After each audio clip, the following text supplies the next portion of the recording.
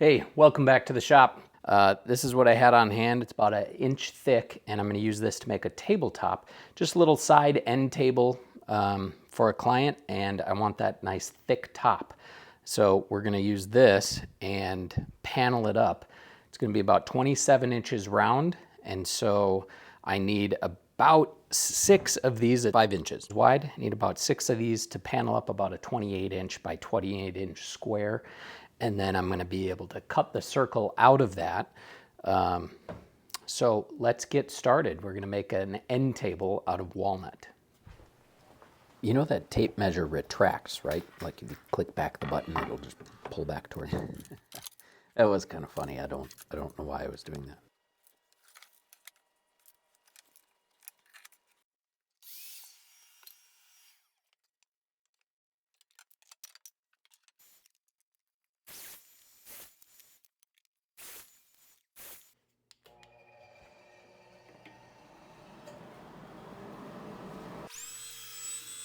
That's too loud. Can you turn that down? Is that better? Ah, yeah, that's much better. What a terrible sound.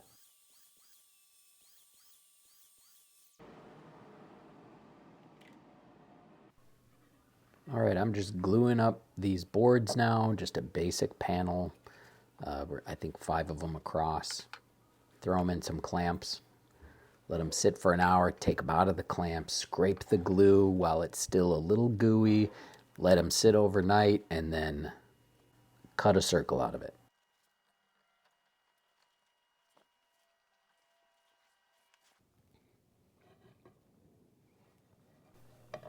Should we be saying other stuff during this time? Or like fast forwarding this? Yeah, that's fast forwarding is better. I feel like I gotta like talk the whole time. Believe me, silence is better. Bro.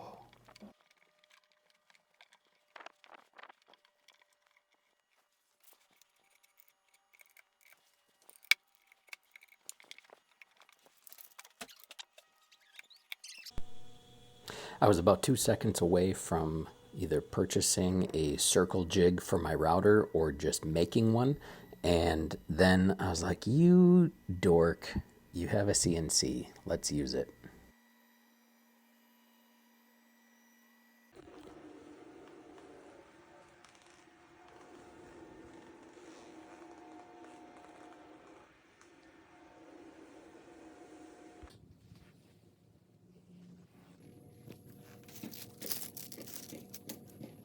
So to build these table legs, I'm going to take some just regular 3/4 inch walnut and stack them up so that it makes it more like a big chunky leg. So I'm gonna just take 3 of these, cut them to length. These are 29 inches, and I'm going to just sandwich these together, throw them in some clamps, and then cut them down to size once I have that, and it's gonna be a nice square, chunky leg for all the legs. So I've got all these cut up here, ready to glue up, and then I will taper them, and this is what I'll use for the legs. I'm not sure when or how Titebond has cornered the market, but Boss Dog, those folks over there, they're doing a lot for the maker community, and they are a new entrant in the glue world. So I thought I'd give these guys a shout out. I'm using their brown glue, which will help to hide the joints and match the walnut when I sandwich up these legs here.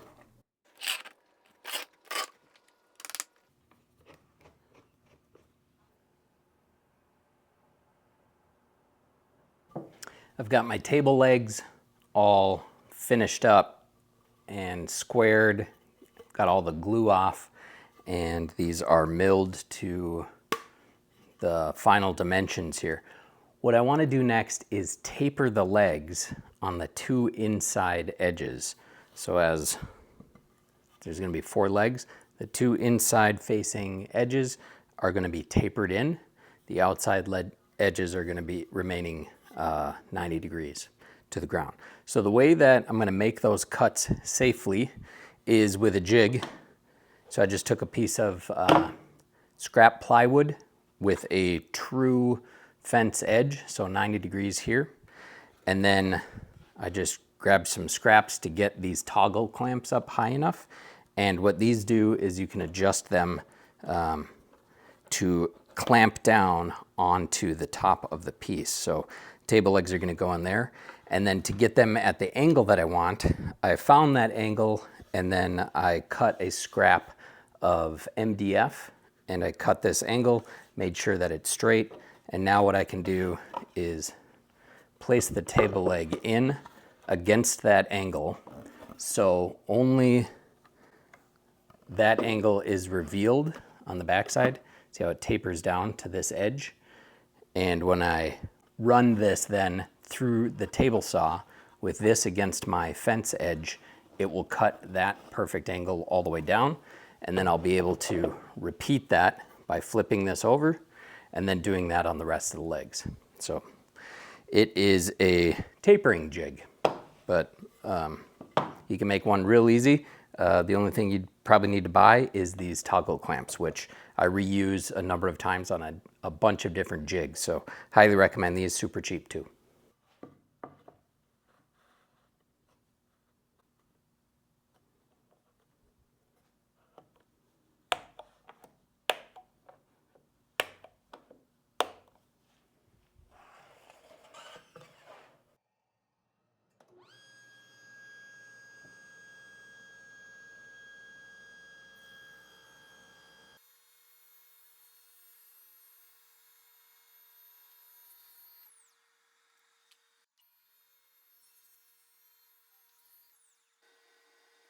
This is really hard for me not to be speaking. I know, but you are doing so great.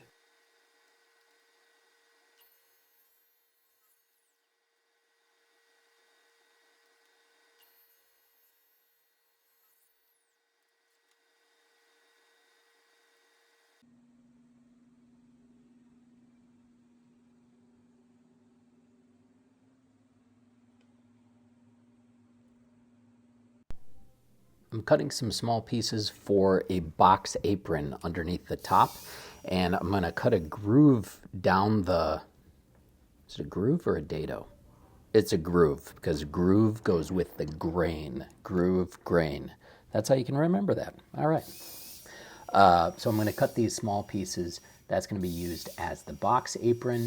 It's going to fashion the legs all together, hold things in, and then, now hold on, you obviously are, you're going to use a push stick, right? Yeah, of course, yes. So, but let's just fast forward. To secure it to the top, because of wood movement for this top, I don't want to glue it down or screw it directly into the base. So I'm going to use Z-clips within this groove, and that will allow some floating wood movement as that tabletop expands and contracts with the seasons. I'm adding a little chamfer, just a tiny little chamfer, just for fun, little shadow line.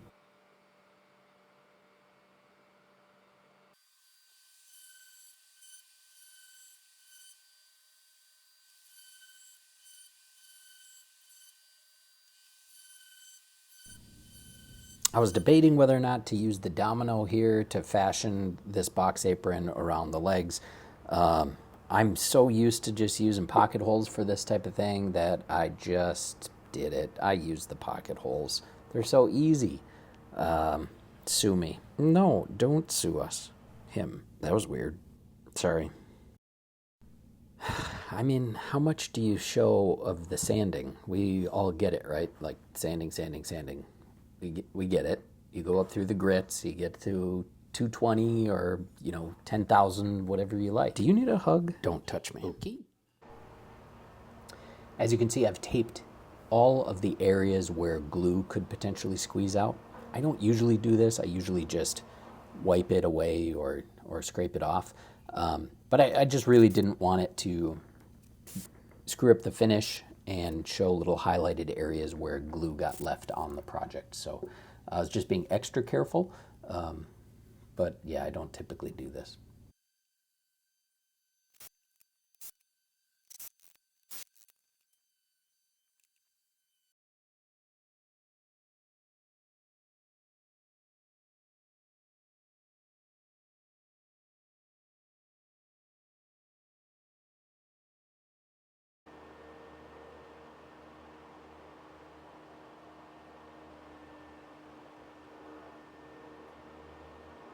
I chose the chamfer as opposed to the roundover.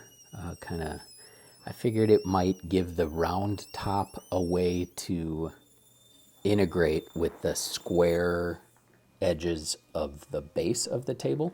I'm using Osmo Pollux oil, it's called. Typically for wood floors or furniture, kind of penetrates into the wood. And I love it. It's really easy to apply. You just wipe it on, it soaks in, you wipe it off. VOC free, made with natural plant ingredients. Can't say enough good things.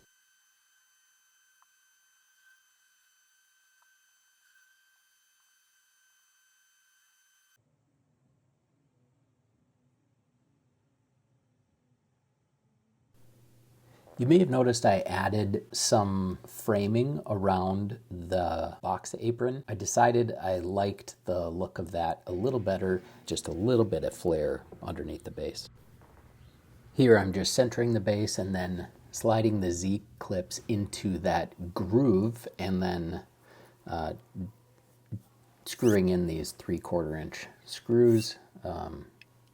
Probably overdoing it by putting 8 of them in there, but it keeps everything secure, bomb-proof. You can't say bomb. We've talked about this. Whatever. Oh, you can also see the stretchers that I put in about midway up the legs, and that was just because there was a little bit of flex to them and I wanted to hold everything together really nicely. But I also ended up adding a shelf to that area that you can remove. So final version, in the last photo, you can see that there is a shelf, and I think that really ties everything together.